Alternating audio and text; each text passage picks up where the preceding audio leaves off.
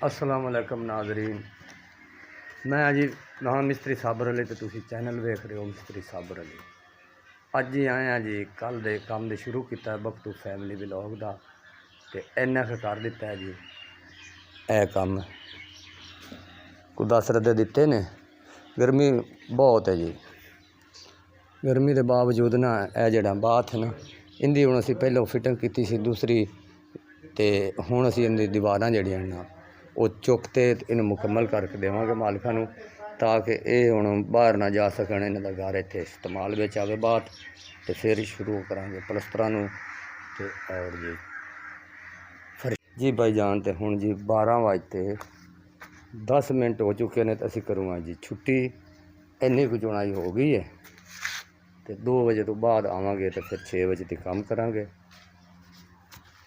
तो साडी वीडियो जरूर वेखी करो। चैनल का नाम है मिस्त्री साबर अली, ये साडे चैनल का नाम है। तो साडी सपोर्ट करनी और साडी वीडियो जरूर वेखदे रहनियां ने। शुक्रिया, मेहरबानी जी। नाज़रीन असी जी हुण इहदी चुनाई थोड़ी थोड़ी कर लईए, तो उन्हां दे यूज़ करन दे वास्ते ना हुण असीं इन्हां नूं फर्श ला के देवां है, ताकि इन्हां दा बाथ जिहड़ा ना वो चालू हो जाए, तो इन्हें यूज़ करन। फिर कह रहे हैं सानू होर इट्टां मिल जां, तो फिर असीं उच्चा करा लवांगे। तो हुण असीं आए बजरी लै आंदी जे पाऊंगे विच बजरी, तो इन्हां नूं फिनिश करके देने जनाब जी। भाई जान ते चाह पी रहे हैं जी, 12 बजे की चाह पी के तो फिर काम ते जाने। घर आया कि गर्मी बड़ी सी, हुण इत्थे चाह पी के फिर जाने जी बोके काम ते। ते अजे कोई इन्हां वास्ते कोई पट्ठे भी थोड़े जे लैके आउने डंगरां वास्ते, थोड़े जे पट्ठे लैके आउने, तो उस तो बाद फिर जाने, फिर पिछले टाइम आवांगे काम तो बाद जी। भाई जान ते असी जी हुण घाह पट रहे हैं डंगरां वास्ते। ए साडा पट्टिया पिया कुछ घाह, ए मोहम्मद सुभान जिहड़ा ना पट रहा है, तो मैं इहदी वीडियो बना रहा। तो नाल साडा फिजान भी आया होया है घर दे नाल है। तो यह मक्की दे विचों असीं जी घाह पट रहे हैं। मक्की माशाअल्लाह हुण तैयार है जी, वल्ला चाहता थोड़े दिन लैंदी है। यह तो तैयार है परली खत्ती, तो यह थोड़ी जी पिछेतरी। तो लै जी तेरा शाही ते ढक्कन, शाही भी लै दसा, पिरसन भी लै दसा, रिजल्ट भी लै दसा। अगले गुआच गए ने। हाँ हाँ गल करना इत्थे मेरे ना सामने होके। हाँ की लै देवां? शाही ते रिजल्ट ते पिलसन। हाँ बस चलो ठीक है, तो लै के देने।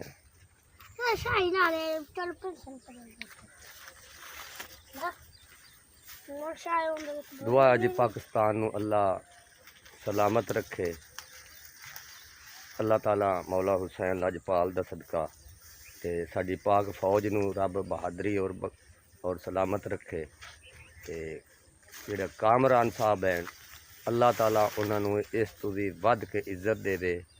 आमीन सुमा आमीन जी। भाई जान तो असीं जी इनू रफ कर लिया है कच्चा, तो इस तो 3 दिन पलस्तर करने, तो पलस्तर करके तो फिर कसांगे जी नीरू। तो मसाला साडा जी गया बन। चल भाई अपने आ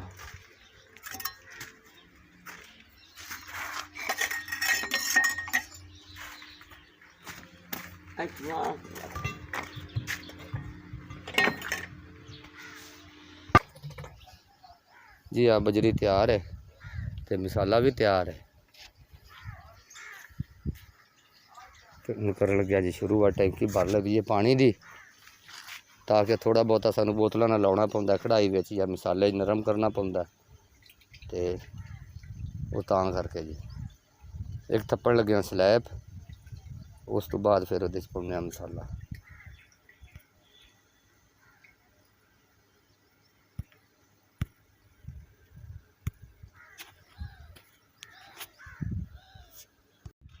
हाँ जी। तो जी प्यारे भाईजान, तकरीबन 1 पौना हो गया है, तो मैं जी मजदूर चला गया रोटी खावन। तो मेरा थोड़ा जिहा काम रहिंदा सी, ऐसी विचों बजरी पा के, तो यह खुरा बरतना दोवां नाला इत्थे साडा विसरण लगी, यह पलस्तर हो गया। ਇਹਦੇ 'ਚ ਮੈਂ ਮਸਾਲਾ ਵਿਛਾ ਦਿੱਤਾ ਹੈ ਤੇ ਪਲਸਤਰ ਮੈਂ ਕਰੂੰਗਾ। ਪਲਸਤਰ ਇਹਦਾ ਕਰਕੇ ਤੇ ਫਿਰ 2 ਵਜੇ ਤੋਂ ਬਾਅਦ ਇਹਦੇ ਵਿੱਚ ਅਸੀਂ ਕੱਸਾਂਗੇ ਨੀਰੂ। ਤੇ ਇਹਨੂੰ ਮੈਂ ਨਾ ਮਾੜੀ ਮੋਟੀ ਚੱਤੀ ਰਹਿ ਜਾਵੇ ਤਾਂ ਕੋਈ ਗੱਲ ਨਹੀਂ, ਵਿੱਚ ਨੀਰੂ ਜਿਹੜਾ ਨਾ ਉਹ ਜੀ। ਤੇ ਮੈਂ ਨਾ ਇਹਨੂੰ ਰਫ ਕਰ ਦਿੱਤਾ ਜੀ, ਤੋਂ ਪਲਸਤਰ ਕਰਕੇ ਮਾੜਾ ਮਾੜਾ ਆਪਣੇ ਝਾੜੂ ਨਾਲ ਤੇ ਆ ਕੇ ਨੀਰੂ ਕੱਸਾਂਗਾ ਪਤਲਾ ਜਿਹਾ ਬਣਾ ਕੇ, ਤਾਂ ਕਿ ਉਹ ਇਹਦੇ ਵਿੱਚ ਜਜ਼ਬ ਹੋਵੇਗਾ ਝਾੜੂ ਤਾਂ ਫੇਰਿਆ। ਤੇ रोटी खान चले आके फिर इन करने जी। भाईजान जी ज़ियारत है जनाब, या हुसैन अगे या अली मत अलम वाजिदा।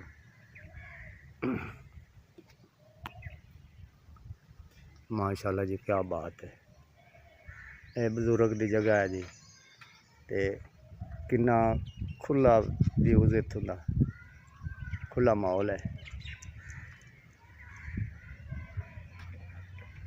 कि खूबसूरत अगे पहाड़ी बनी हुई है, वो इट्टां दी अगे इन्होंने जनाब आलम बनाया हुआ है। बड़ी ज़ियारत है जी।